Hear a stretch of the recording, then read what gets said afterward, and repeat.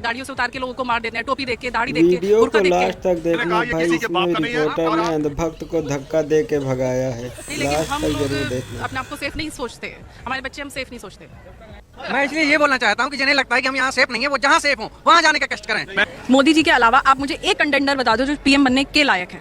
कोई सेंस है इस बात की? मैं ये कह रहा हूँ कि प्रधानमंत्री पद का उम्मीदवार पहले भी ऐसे हुआ, अटल जी जब थे 2004 में, तो पीछे कोई भी देश में ऐसा आदमी नहीं था जो अटल जी के चेहरे के बराबर होता। लेकिन इस देश में प्रेसिडेंशियल फॉर्म ऑफ इलेक्शन है नहीं, तो आप एक एमपी को चुनते हैं एमपी प्रधानमंत्री। तो अटल जी के जमाने में भी कोई चेहरा नहीं था। तो मुद्दे ज्यादा महत्वपूर्ण है या चेहरा ज्यादा महत्वपूर्ण? क्यों? क्योंकि विपक्ष कहता है हम मुद्दों की बात करते हैं, चेहरों की बात नहीं करते। बीजेपी कहती है नहीं, आप चेहरा बताइए। यही बीजेपी जब दिल्ली में चुनाव लड़ती है तो चेहरा नहीं बताती, यही बीजेपी जब मध्य प्रदेश में लड़ती है तो चेहरा नहीं बताती, जब राजस्थान में लड़ती है तो चेहरा नहीं बताती। अभी पता चलेगा। उनको बताने की जरूरत नहीं है, उनका काम बोलता है। अच्छा, आज से 15 साल पीछे मैं स्कूल में थी, मैं इमेजिन नहीं कर सकती हूँ कि शायद दिल्ली में, मुंबई में, बैंगलोर में, हैदराबाद में, लखनऊ में, जहाँ जहाँ मैं पिछले 15 सालों में गई, इतनी डेवलपमेंट मैं किसी और गवर्नमेंट के साथ देख सकती थी। इतनी सिक्योरिटी कि मैं रात को 2 बजे भी अकेले निकलने की हिम्मत कर सकती हूँ। मैं किसी पुलिस वाले से जवाबगिरी कर सकती हूँ कि अगर मैं गलत नहीं हूँ। फ्लाईओवर्स, रेल, फ्लाइट्स, किसी भी सेक्टर में, जॉब सेक्टर में लेके, हर तरीके से, रिलीजन को लेके मेरे को नहीं लगता और किसी गवर्नमेंट ने इतना। रिलीजन को क्या? अरे कहना क्या चाहते हो? रिलीजन को लेके आर्टिकल 370 हर गवर्नमेंट के पास मौका था। किसी गवर्नमेंट ने शायद उस चीज को इतना महत्वपूर्ण समझा ही नहीं कि वो उनके एजेंडा में नहीं था, ये इनके एजेंडा में था। उन्होंने उस चीज को महत्व दिया। इसी गवर्नमेंट की शायद हिम्मत थी या ताकत थी या इनकी सोच थी। अयोध्या का केस, अयोध्या का मंदिर, और सबके पास मौका था, सब कर सकते थे, क्यों नहीं किया? अच्छा, इन्होंने किया तो आप सवाल क्यों उठा रहे हैं? आप अगर सत्ता में आना चाहते हैं बिल्कुल आइए, लेकिन काम तो बताइए। हम पागल नहीं है, वी आर यूथ, हमें समझ आता है क्या सही है क्या गलत है। एक काम कर, 200 रुपए दे और 50 रुपए काट ओवर एक्टिंग के वजह। वो कह रहे हैं हम सत्ता में आए तो अग्निवीर खत्म करेंगे, हम सत्ता में आए तो 30 लाख रोजगार देंगे। जो मोदी सरकार के 10 साल में बेरोजगारी की दर बढ़ी है और सरकारी नौकरियां, वो कह रहे हैं हम सत्ता में आए तो देखो, एक मेरी समझ से तो 10 करोड़ के आसपास लोग होंगे, हाँ, और 1 लाख रुपया स्टाइपेंड देने की बात कर रहे हैं। मैं आपको इसका आंसर देती हूँ। मत करो, रहने दो।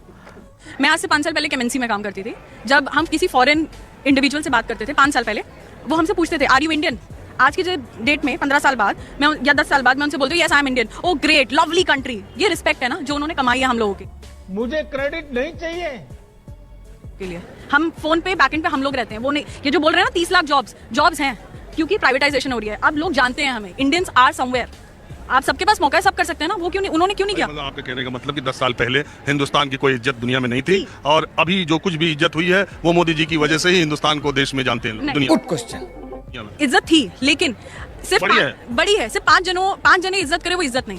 जब 5 लाख जने उस चीज को बोले ना, oh Indians very nice, you must be somewhere, you must be something.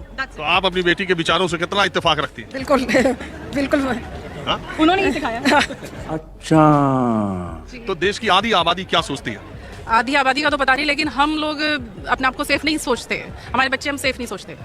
क्यों? हिंदुस्तान तो सबसे सेफ है। अगर आप मुस्लिम के तौर पे, अगर रिलीजन को लेके सोचे तो हम लोग खुद को सेफ नहीं सोचते। गाड़ियों से उतार के लोगों को मार देते हैं, टोपी देख के, दाढ़ी देख के, बुर्का देख के, तो हम कहाँ से सेफ हो जाएंगे? हमारे बच्चे ये घटनाएं घटती तो है, मैं इससे इत्तेफाक रख रहा हूँ। लेकिन ये मॉब लिंचिंग पे, एक मिनट, मॉब लिंचिंग की घटनाएं तो बहुत जगह हुई है और अभी इस सरकार ने मौत का कानून भी बना दिया है मॉब लिंचिंग के लिए।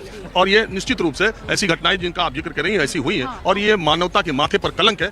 ये बड़ी अच्छी बात कही आप। ये धर्म के आधार की बात नहीं कर रहा हूं मैं, किसी भी आधार पर मॉब लिंचिंग और बेगुनाह लोगों को ऐसे खींच के मारा।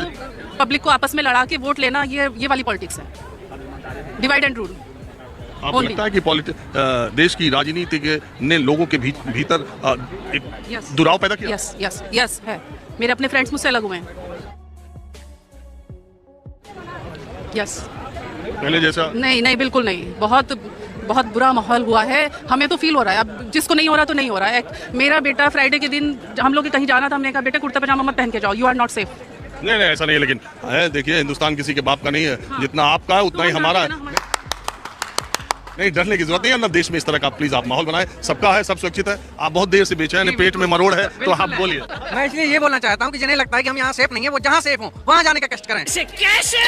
मैंने कहा ये किसी के बाप का नहीं है और आप ये कतई नहीं कह सकते जो जहाँ जाना चाहे वहाँ जाना चाहे। और मेरी आपसे बातचीत यही खत्म होती है। मैं इस तरह के लोगों से कम बात करता हूँ। चलिए आप पूरी बात तो सुन लो।